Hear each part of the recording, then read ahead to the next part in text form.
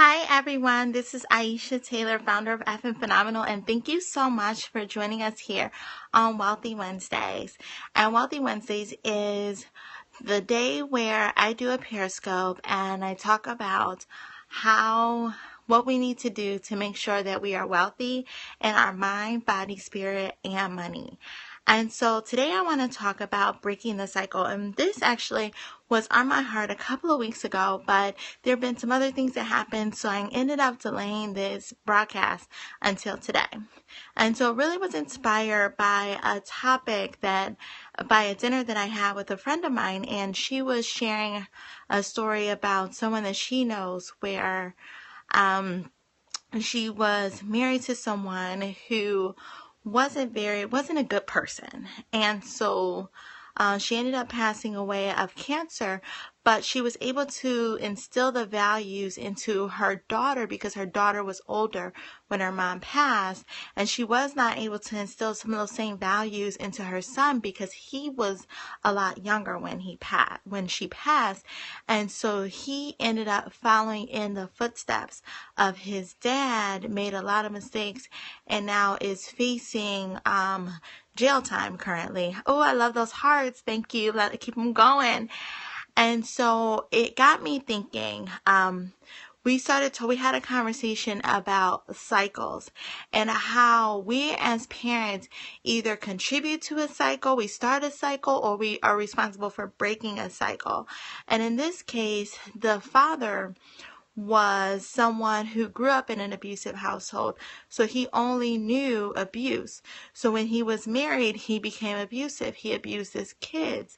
And so his son, unfortunately, picked up that same habit of abuse. So that was a generational cycle that could have been prevented and could have been stopped. And so I say this, and I actually talk to different moms who are victims of abuse. Matter of fact, a friend of mine just asked me if I can contribute some clothes to baby clothes to a friend of hers who had to flee an abusive husband because he was beating her while she was pregnant, and now she's a single mom.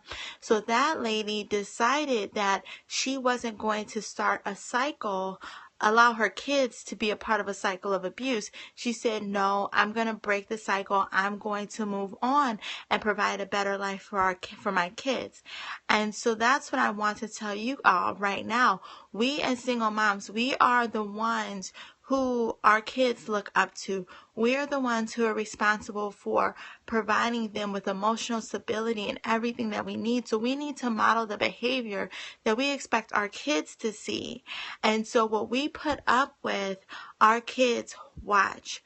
We have to be careful about what type of cycles we want to show our kids. Do we want to create cycles of respect, honesty, integrity, good moral character, or do we want to start a cycle opposite of that? And so sometimes we have to put our own personal feelings aside, and we always have to put our own personal feelings aside and think about what's best for our kids, because they are the ones who are the most important. And so in this, I say, just because we're single moms, just because the dad isn't there, it does not mean that we are going to be creating a cycle for our kids. And that is one thing that I had to reconcile within myself, because when the father of my twins left, he tried to speak negativity all over my kids and act like that they weren't going to amount to anything because he wasn't in the picture. And so I told myself that day that that was not the narrative that I wanted my kids to have. That's not the narrative that I want my kids to even believe. They are not tied to his decisions. His decisions are decisions that he has to reconcile with. They are not decisions that my kids have to internalize. And for that, I consciously decided that I'm going to be the type of mom who prays over my kids every single day. I'm going to be the type of mom who showers my kids with love, kindness, and affection and attention. I'm going to be the type of mom who puts the positive role models around my kids that I want them to be able to see, because I think that it's important that I'm not going to start a cycle. They are not going to fall in his footsteps, but that starts with me. That starts with parenting. And so for all of you, You don't have to create a cycle. And I've heard over and over and over again that narrative happens all the time. I have friends, I have family, I have so many people. I know so many people who were single moms, and that narrative that the father said when he walked out and when he decided he didn't want to be a part of their life, they all said that same narrative, but they made a conscious decision to ensure that their kids grew up with nothing but love, and there was no negative cycle that ended up starting. They broke the cycle. And so the other thing that I wanted to mention is I was actually watching a film called The Real Black Friday, and it talks about economic empowerment in the black neighborhoods.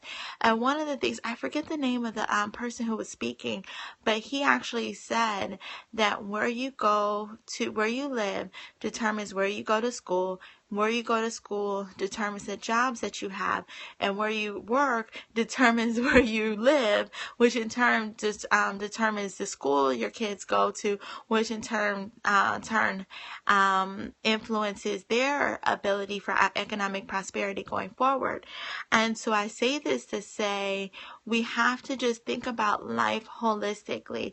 Where are we living? Where are we sending our kids to school? What are our jobs, and how are we doing the things financially that we need to do in order to make sure that we can live in the right neighborhoods, send our kids to the right school so that they have the best opportunity possible, because we want to create a cycle of wealth. We want to create a cycle of abundance, and all of that begins with us. It begins with us by putting God first.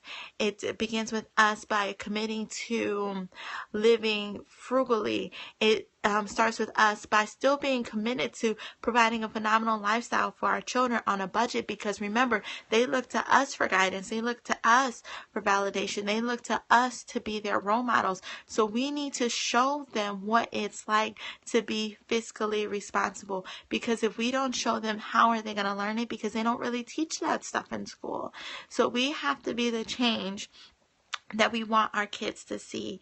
And so moms, we can do it. There takes a special sort of strength to be a single mom. And God chose you because he knew that you can handle it.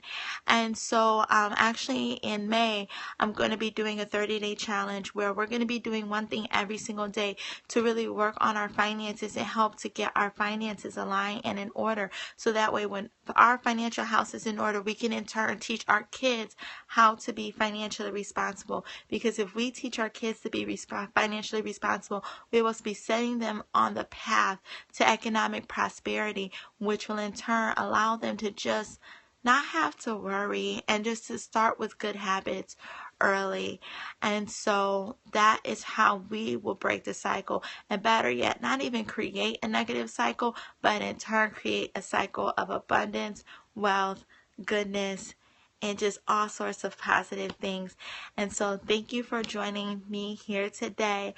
Again, this is Aisha Taylor, founder of FM Phenomenal, and I look forward to seeing you next week.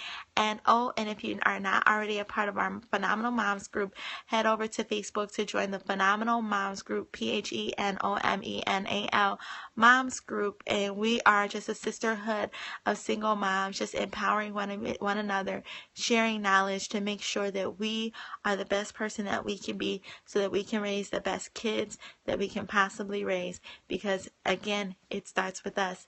See you next Wednesday. Bye.